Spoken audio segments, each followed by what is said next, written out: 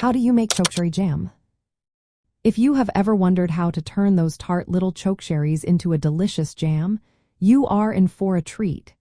Making chokecherry jam is a fantastic way to enjoy your foraging adventures while camping or spending time in parks. Let's get into the steps you need to follow to create this delightful spread. First, you must identify chokecherries. These berries are small, dark purple or black, and grow in clusters on shrubs or small trees. They have a unique tart flavor and contain a large pit inside each berry. Make sure you correctly identify them, as some wild berries can be harmful.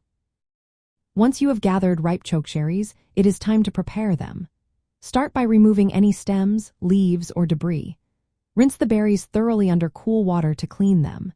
In a large pot, combine the chokecherries with about 1 cup of water for every 4 cups of berries. Simmer this mixture over low heat until the berries become very soft. This process helps to break down the fruit and releases its juices.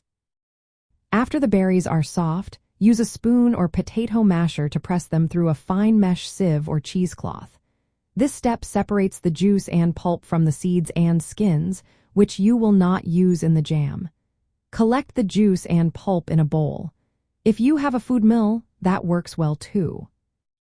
Next, measure the amount of chokecherry juice and pulp you have collected. For most recipes, you will want to add an equal amount of sugar to the juice and pulp. Some people prefer to use a little less sugar, but since chokecherries are quite tart, a generous amount of sugar helps balance the flavor. Return the juice, pulp, and sugar to the pot. If you like, you can add a splash of lemon juice to brighten the flavor and help the jam set.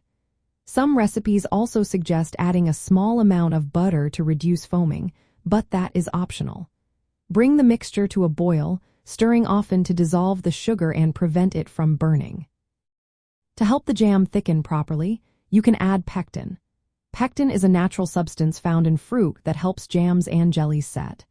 Use powdered or liquid pectin according to the package instructions. Stir the pectin into the boiling mixture and continue cooking until the jam reaches your desired thickness. A good way to test this is by placing a small amount on a cold plate. If it wrinkles when you push it with your finger, it is ready. Once your jam is ready, carefully pour it into clean, hot jars. Leave a little space at the top of each jar.